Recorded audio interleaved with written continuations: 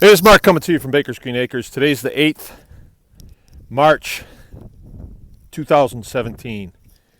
We have had 3 days of the highest winds that I've seen since I've been here. I mean, we've had gusts but these were sustained winds that went for 3 days. And it's a little windy now, but I mean, this morning we woke up and it was still, and it was like a different world. So anyway, I haven't made any videos lately, and chomping at the bit to make a couple.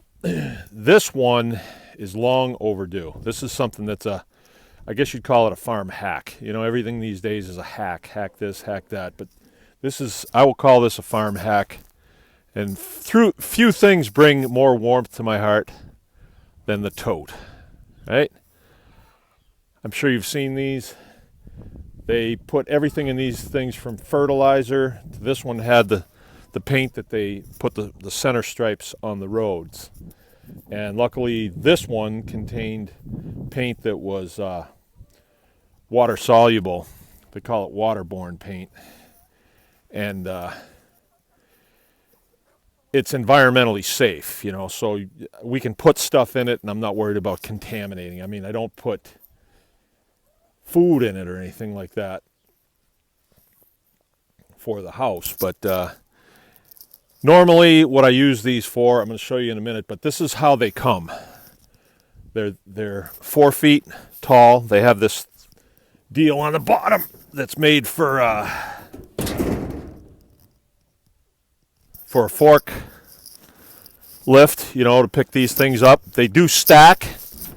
I've seen them stacked 3 high, and that's when they're full of a fluid, so that would be fairly heavy. They're 275 gallons. So they can hold a lot of weight, and I get them for nothing, and I can get as many of them as I want. They actually want to get rid of them. So I've been collecting them over the years, and I found a lot of different things that I can use them for, and I thought that's what I want to tell people about. It's a really good thing. Normally with a lot of the things that I scrounge, until I got all I want, I don't share it, but this is one of those things. I think I got all I want of them, so I will. I'll be fair about it. Now, that's a wood tote, a wood hauling tote. See, it's hanging off the bucket. And I'm able to get this wood from a mill around here. This stuff it's as green as can be, and so it's not really useful for firewood this year. But after the summer being in this tote, it'll dry down very nicely.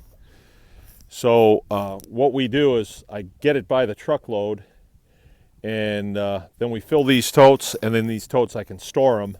I got a place over there that's behind some trees that doesn't look bad, and I can just stack them up. Now these ones, I've put these straps on right here so I can pick it up with this chain. Now I would say this thing has to go over 400 pounds, I would say.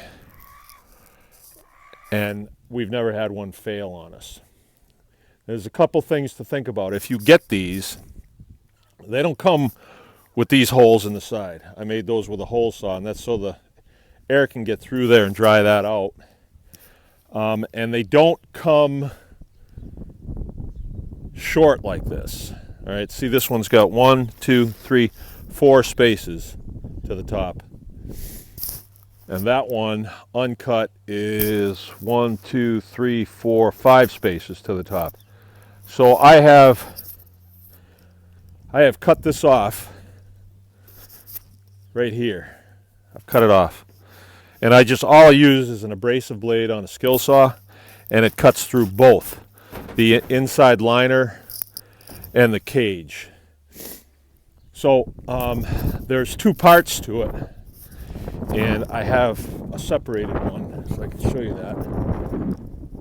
And this one I was using for something else, but this is the cage. And without the liner in it, I'd say this thing is probably,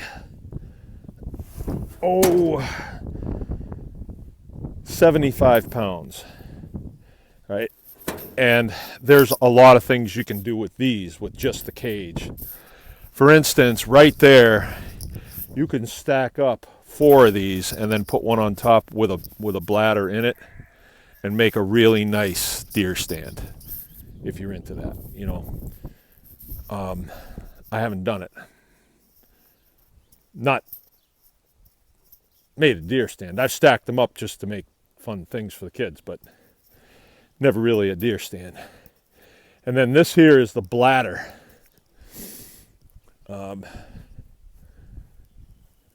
That goes to that one. It's plastic, maybe 1/8 of an inch, and fairly light.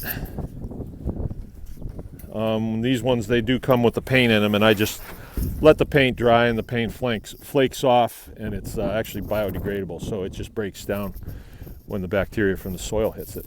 And it's made that way because you can imagine when the plows go down the road, if they just chipped that stuff up and it just sat there, after the while the roads would be all just white and yellow. So I also use them for feed for the pigs and feed for the chicken. Now I have one that we put on skids, so I put a 6x6 under each side, and then we can put a full load of chicken feed on that, and I made a cover for it so it stays dry, and we can put it right out by the chicken tractors. I'll maybe show that some other time. But this is a great thing, and I hope people can use it. Let's see, I'm at 6:30. Okay, hey, this is Mark coming to you from Baker's Green Acres. Remember, anyone can farm.